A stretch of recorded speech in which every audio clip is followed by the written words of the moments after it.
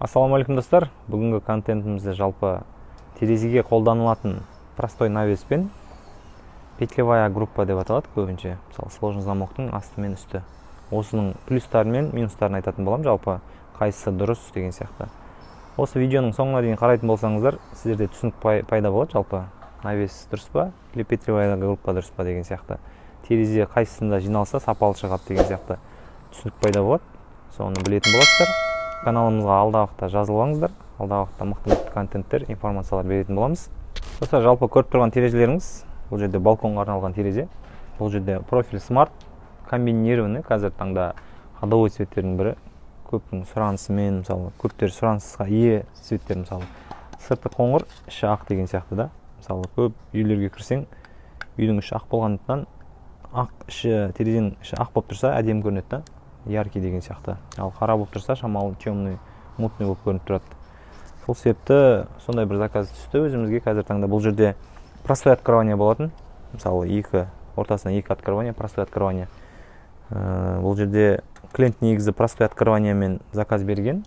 Біз ол кезде клиентке петлевая группаны түсіндірмедік. Өзіміз сапалы шықсын деген сияқты петлевая группа орнаттық бұл жерде. Мысалы, простой навеске қарағанда петлевая группа әлдеқайда жақсы, сапасын қазір түсіндіретін болам. Бұл жерде профиль іші ақ, сырты қоңыр. Мысалы, смарт профилі жалпы қазір тексеретін боламыз. Профильдің жалпы стенкасына мән беру керек. Негізі бұл цветной профиль 4 камералы жалпы. Көріп тұрғандай 2,5-тен жоғарыда. Негізі по ГОСТу, мысалы, жилое помещение дейді ғой, адам тұратын жерде стенкасы қалың. Мысалы, 2,5-тен жоғары терезе қойдырғандарыңыз абзал. 2,5-тен төмен қалыңдықта болатын болса, ол нежилое помещение, адамдар тұрмайтын жерлерге, мысалы, склад, там, не знаю, бір адам тұрмайтын бір мекемелер болады, ол, мысалы, хранение, мысалы, складтар болады үлкен-үлкен, болмаса да бір спортзал деген сияқты. Адам ол жерде тұрмайды, просто сол себепті сондайды қойсаңыз дұрыс жалпы. Үйге өзіңіз тұратын үйге жалпы стенкасы қалың қойған дұрыс, 2,5-тен жоғары жалпы. Бұл жерде профилімізға біз ішіне 1,5 металл салдық. Бұл сырты қоңыр ғой. Қатты ыстықта балқыған кезде өзің нормально ұстап тұрсын деген сияқты. Мысалы, 1,5-4. Қалың металл өте. Мысалы, бұны біз функенің сторка мен рамасына салып атамыз көп жағдайда. Енді қазір таңда смартқа да салып жүрміз.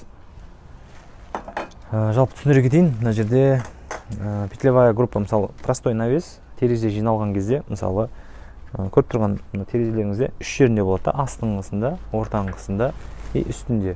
Көп жағдайда терезелерге үшеу қойылады. Мысалы, бұл алюмин, мысалы, қолмен майыстыруға болады, емін еркін, мысалы, майыстырып, мысалы, көрген шығарсыздар, бір терезелер уақыт өте келе 1-2 жылдан кейін, мысалы, навестер сынып, или бір майысып, бір сынып атқан жағдайлар көрген шығарсыздар жалпы. Сондай, осындай навестерде болады, мысалы, қазір жай үшін қолмен майыстыра салдым. Ал петлевая группада ондай проблема болмайды. Не себепті? Бұл металл. Бұл жиналған кезде де шаблонмен жиналады. Көріп тұрғанда мына навеспен емес, біз петлевая группамен жинадық мына жерде. Мысалы, петлевая группа мына сложный замок дейді ғой. Мысалы, механизм. Мысалы, қазір бұл тек оңға солға ашылады. Ол жоғарыға ашылмайды. Механизм жоқ. Тек қана оңға солға деген сияқты. Бұл жерде қалай жасадық? Мысалы, мынау астыңғы бөлігі көріп тұрғандай мына темір. Мысалы, мына жерге просто так отырғыза салмайды. Шаблонмен тесіледі. Тесілгеннен кейін сверломен тесеміз бұны.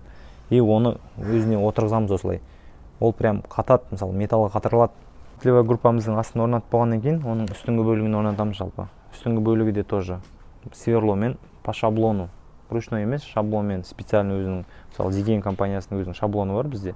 Сол арқылы жиналады бүкіл терезе. Ол үстіне қатырылады полностью. Бұл жерде высота негізі 1 метрден 1,30-ға дейін ортасына фрамушка деген нәрсе болады. Ондай прилагать етілмейді, просто высота кішкентай, прижим жақсы болады бұл жерде. Сол себепті бұл жерге 2 петлевая группа жасап, жоғарысы мен үсті деген сияқты. Оның прижимін қалай тексеруге болады? Мысалы, көрсетіп көрейін. Алдыңғы прижимді ол тексересіздер, алдыңғысы по-любому қатты болып тұрады. Алдында кем дегенде 1, үш сап бар да ұстайтын. Арттан негізі ондай сап болмайды, но высотасы кішкентай болғандықтан, стойканың ширинасы средний, стандартный болғандықтан, артқы прижимда өте мықты. Мысалы, қағазды просто так шығару өте қиын. Мысалы, бұл жерде высота егер бізде 1.40, 1.50, 1.60 болатын болса, біз автомат түрде ортасына мынандай дополнительный прижим жіберетін едік. Бұл фарамушка деп аталады. Бұл да тоже рамаға қатырылады. Осылай прижим беріп отырады, мысалы. Осылай қатырылады ортадан, мысалы. Как навестің орнына осындай мықты-мықты петлевая группа орнатамыз. Мысалы, алда уақытында бүкіл клиенттерімізге түсіндіріп, осы петлевая группаны пырлагет етіп жүрміз. Простой навестен жалпы алда уақытта кету ғой жалпы.